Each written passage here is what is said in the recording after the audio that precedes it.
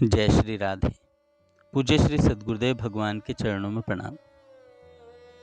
पूज्य श्री राधा बाबा प्रेम सत्संग सुधा माला पुस्तक में कहते हैं, श्री कृष्ण इतने सुंदर हैं कि कहीं एक बार वे कृपा करके स्वप्न में भी किसी को एक अपनी हल्की सी झांकी दिखा दें तो अनंत जन्मों की आसक्ति उसी क्षण मिटकर वह उस रूप के पीछे पागल हो जाए।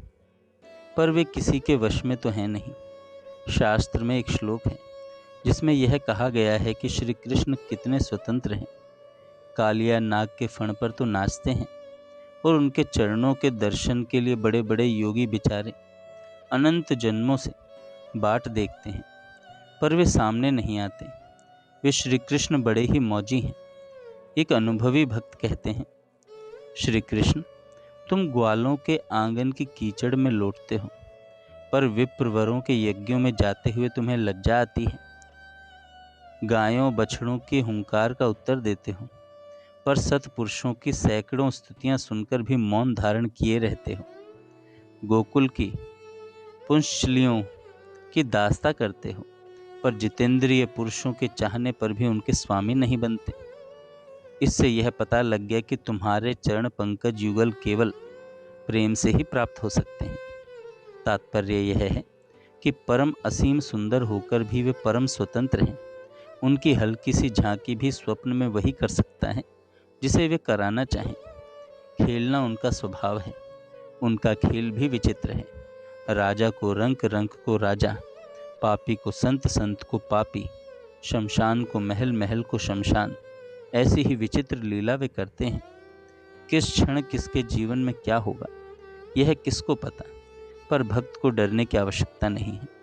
उसे तो उनकी ओर आशा लगाकर भजन करते रहना चाहिए। गोविंद, आपकी यह प्रतिज्ञा है कि मेरे भक्त का पतन नहीं होता। मैं इसी बात को याद कर करके प्राणों को धारण कर रहा हूँ। देखिए, यही श्री कृष्ण है। अणु अणु में श्री कृष्ण है और जहाँ है अपनी संपूर्ण शक्ति समग्र ऐश्वर्य को लेकर ही वर्तमान है। अब यदि हमारा इस बात पर विश्वास हो जाए तो हम दूसरे का मुंह फिर क्यों ताकें। किसी की भी सहायता की आवश्यकता नहीं।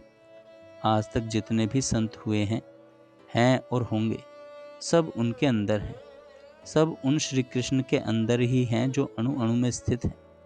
यहाँ तक कि हम जिस मन से सोचते हैं उस हमारे मन में ही वे स्थित हैं। पर हमारा विश्वास नहीं, तब क्या हो। यह घड़ी है, इस घड़ी के अणु अणु में श्री कृष्ण है। श्री कृष्ण ही घड़ी बने हुए हैं। यदि विश्वास हो, ठीक ठीक संशयहीन विश्वास हो, तो यहीं इस घड़ी में ही वे प्रकट हो जाएं और आपसे बातें करने लग जाएं। समस्त वृंदावन की लीला आप यहीं इस घड़ी के स्थान पर ही देख सकते हैं।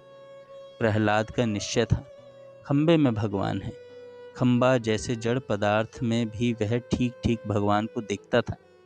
इसलिए भगवान वहीं प्रकट हो गए नरसिंह रूप में, इसलिए कि उन्हें हिरण्यकश्यप को मारना था। पर कोई चाहे कि श्री कृष्ण रूप में ही प्रकट हो तो श्री कृष्ण रूप से खंबे में प्रकट होंगे और पूछेंगे, प्यारे बोलो क्या चाहते हो। आप खूब मज़े से कह सकते हैं, हमें ब्रज की लीला का दर्शन कराइए, और उसी क्षण ये चाहें तो दिखा सकते हैं। अर्जुन ने प्रार्थना की कि नाथ, मैं आपका विश्व रूप देखना चाहता हूँ।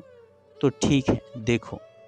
वहीं रथ पर सारथी के रूप में जो श्री कृष्ण थे, उन्हीं के शरीर में विश्व रूप दिखने लग गया। सारथी ही बदल गया। यदि अर्जुन के मन में प्रेममयी लीला देखने की इच्छा होती तो भगवान उन्हें वहीं उसी क्षण प्रेममयी लीला भी दिखा सकते थे। यह ठीक है कि बहुत भारी कड़ी साधना से प्रेममयी लीला के दर्शन होते हैं, पर साधना का बंधन साधक के लिए है, न कि श्री कृष्ण के लिए। वे चाहें तो बिना किसी भी साधना के उसी क्षण लीला दिखा दें। साधना श्री कृष्ण ही करवाते हैं, पर यह बंधन नहीं कि साधना होगी तभी दर्शन होगा। वे जो चाहें वही नियम बन सकता है। बस विश्वास होना चाहिए, यहाँ श्री कृष्ण है, बस इतना ही। फिर हाथ जोड़कर कभी बात करें, कभी प्रार्थना करें, कभी रोएं, कभी खींचें। श्री कृष्ण से कहें, क्यों प्रभु, केवल गीता में कहते ही हो कि वैसी बात भी है।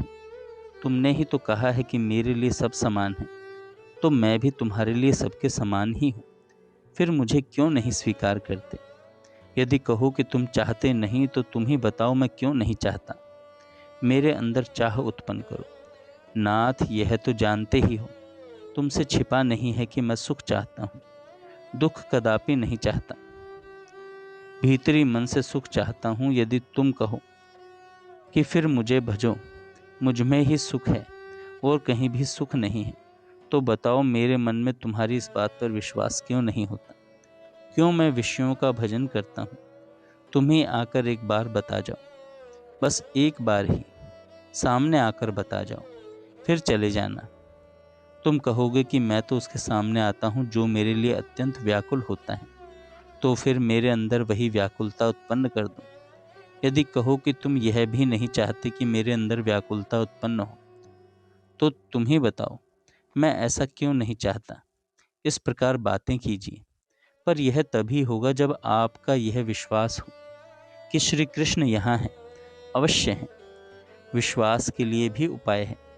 बार बार कहें, हे मेरे नाथ, मुझे क्यों विश्वास नहीं होता कि तुम यहाँ हो?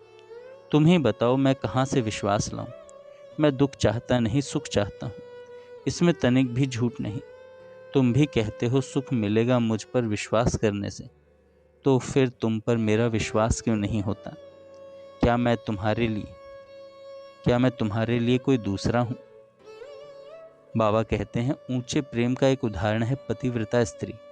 पति परदेश में है, अब मन नहीं लगता तो वह मन नहीं लगने पर एकांत में बैठकर रोने लग जाएगी, पर उसके मन में यह नहीं आ सकता कि चलें बाहर घूम फिर कर मन लगाएं।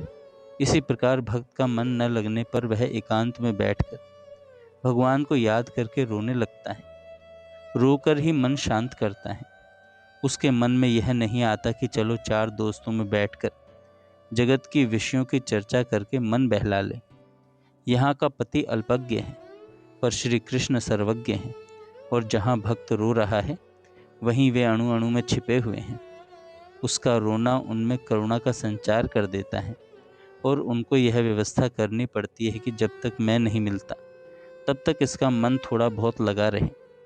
जैसे स्त्री को पति का संदेश सुनने पर बड़ी शांति मिलती है, वैसे ही भक्त को भगवत गुणानुवाद तथा आश्वासन की बातें, अर्थात वे मिलेंगे, निश्चय मिलेंगे, सुनकर बड़ी शांति मिलती है। इसलिए ऐसे भक्तों के लिए भगवान संत पुरुषों का संग देते हैं। संत दूत हैं, वहाँ उनसे मिलकर सारी बातें लाते हैं और भक्तों को संतोष कराते हैं। जय श्री राधे।